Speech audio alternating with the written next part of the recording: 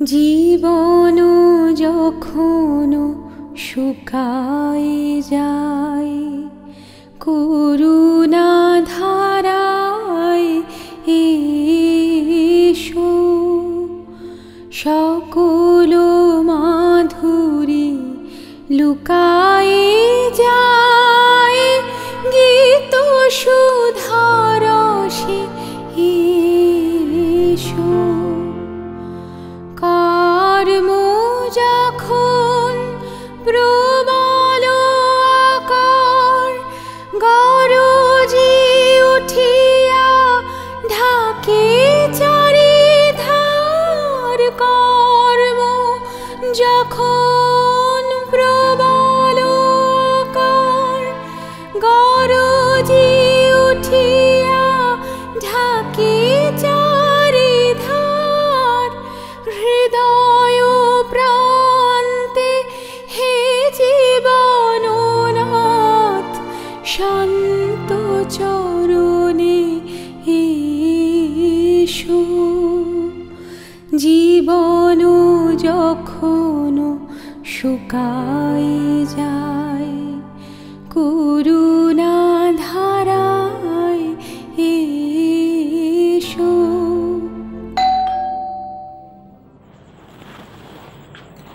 তুই বস, আমি দেখছি।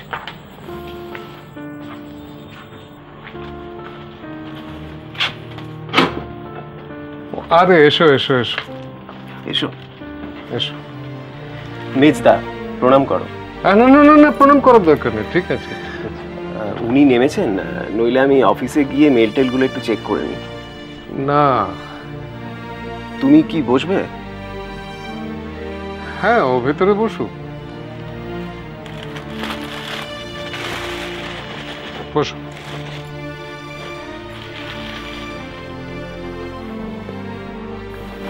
ভালো আছো বৌদি? অনেকদিন পর এলে। কি সুন্দর গানের গলা তোমার ভাই। আমি তো বাইরে দাঁড়িয়ে এক মনে তোমার গান শুনে যাচ্ছিলাম, বেল বাজাতে ইচ্ছে করছিল না। ও মা, তোমরা এতক্ষণ বাইরে দাঁড়িয়েছিলে বুঝি?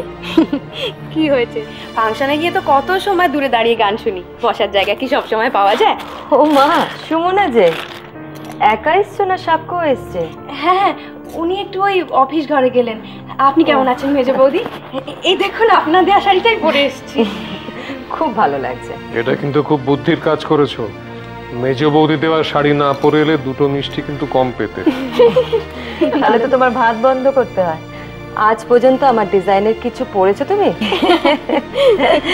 এটা ধরো মেজো, আমি উপরে যাই, দেখি ঠাকুরদা নামবেন কিনা।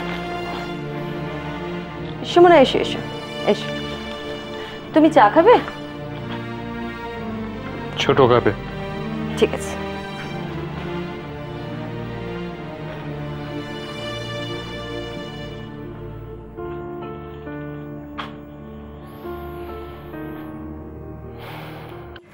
না কি আপনি আবার চাটা করতে গেলেন কেন? ও মা, তুমি গেস্ট না? খাও খাও, তুমি খাও, আমি একটু দেখে আসি ওদিকটা কেমন। আপনাকে একটা কথা বলবো, আপনি আমার স্বামীকে বলবেন না প্লিজ, তাহলে উনি আমাকে ভীষণ বকবেন। না, বলবো না, বলো। আপনার স্টুডিওতে আমাকে একটা কাজ দেবেন? আমি চাকরি বলছি না, জাস্ট একটা কাজ। আমার স্টুডিওতে? দেখো, আমার স্টুডিওতে তো মেনলি যারা কাজ করে তারা সব কারিগর। মানে আমার একটা স্টিচিং ডিপার্টমেন্ট আছে, একটা বাটিকের টিম আছে, সব হাতে কলমে কাজ। তুমি কি পারবে সেগুলো? হ্যাঁ, আমি পারবো, আমার হাতের কাজ ভালো। আপনি যদি চান তাহলে আমি আপনাকে আমার হাতের কাজ এনে দেখাতেও পারি। খাও, চাটা খাও। তুমি সাক্ষ্যকে বলতে না করলে কেন? আর তাছাড়া তুমি যদি কাজটা করো, সাক্ষ্য তো জানতেই পারবে, তাই না? ওর ধারণা যেহেতু ও এই বাড়িতে কাজ করে, আর আমিও যদি কোনোভাবে কোনো কাজে এই বাড়ির সঙ্গে যুক্ত হই, সেটা নাকি ভালো নয়। হাজব্যান্ড ওয়াইফের নাকি এক জায়গায় কাজ করা উচিত নয়। কথাটা সাক্ষ্য কিছু ভুল বলেনি। আমাদের এই বাড়িতে এটা খুব একটা এনকারেজ করাও হয় না। অবশ্য আমার স্টুডিওটা এই বাড়ির থেকে আলাদা, সো এখানে একটা সেভিং গ্রেস আছেই, খুব একটা ক্রিটিক্যাল হবে না। তাহলে আপনি আপনার সময় মতন একদিন আমায় ডেকে নেবেন, আমি এসে আমার হাতের কাজ দেখিয়ে যাব আপনাকে। হতেও তো পারে যে আমি হয়তো ভাবছি ভালো, আপনার সেরকম পছন্দ হলো না, তাই বলে আপনি আবার না করে দেবেন না যেন। আপনি আমায় শিখিয়ে নেবেন, আমার যতটা ক্ষমতা আমি সেটুকু চেষ্টা করব, এই কথাটা আপনাকে দিতে পারি। ফোনটা একটু ধরি। হ্যালো, হ্যাঁ হ্যাঁ, শোনো, ফল পিকো হয়ে গেছে? ওকে। আর শোনো, আমার ড্রয়ারে সেকেন্ড থার্ড ড্রয়ারে, হ্যাঁ দেখো, ওখানে দুটো ব্লাউজ পিস আছে। হ্যাঁ, একটা বগেন্ডি আর একটা মভ। রাইট, হ্যাঁ। মিসেস মজুমদার ফোন করেছিলেন?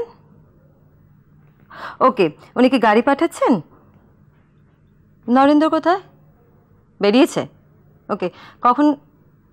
ও আচ্ছা, বলে গেছে। ঠিক আছে, হ্যাঁ হ্যাঁ হ্যাঁ হ্যাঁ। না না, শোনো, তুমি ব্লাউজ পিসগুলো রাখবে, আর ওনাকে বলো তাহলে বিকেলের আগে কিন্তু আমি পাঠাতে পারছি না। রাইট, হ্যাঁ। আর উনি যদি বলেন আমার কথা, তাহলে বলবে বৌদি বাড়িতে একটা কাজ আছে, একটা অনুষ্ঠান আছে। ওকে, আর কোনো দরকার হলে আমাকে ফোন করো। ঠিক আছে, রাখো। সরি, কি যেন বলছিলে? ওই আমার কাজ করার ব্যাপারে। ঠিক আছে, দেখছি। তাহলে কবে আসবো? এত তাড়া কিসের? আমি দেখছি বললাম তো। আপনি যেন আবার ওকে দিয়ে খবর পাঠাবেন না। আমি আমার মোবাইলের নম্বরটা দিয়ে যাই আপনাকে। বেশ, দিয়ে যাও, কিন্তু আমি বুঝতে পারছি না তোমার এত তাড়া কিসের।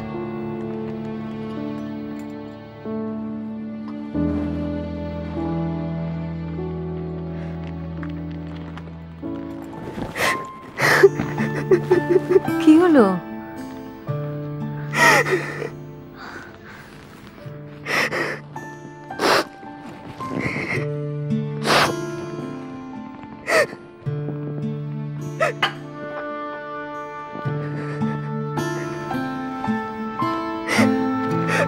আমার বড় একা লাগছে মেজ বৌদি। ওইটুকু বাড়ি আমাদের মনে হচ্ছে যেন ফাঁকা, গিলে খেতে আসছে। তুমি কি আগে কোথাও কাজ করতে? ছেড়ে দিয়েছো?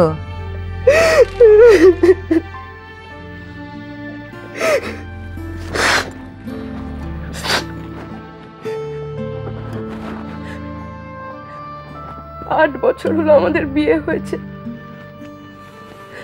অনেকদিন ধরে চেষ্টা করছিলাম, কিছু হচ্ছিল না। আমরা অনেক টেস্ট করিয়েছি, নর্মাল। তারপর আমি জোর করাতে ও গত সপ্তাহে গিয়ে টেস্ট করিয়ে আসলো। আপনার মনে আছে লাস্ট উইকে ও দুদিন ছুটি নিয়েছিল? হবে হয়তো, বলো। গতকাল রিপোর্ট দেখে ডাক্তার বলল আমার স্বামী কোনোদিন বাবা হতে পারবে না। আমি কি নিয়ে থাকবো মেজ বৌদি?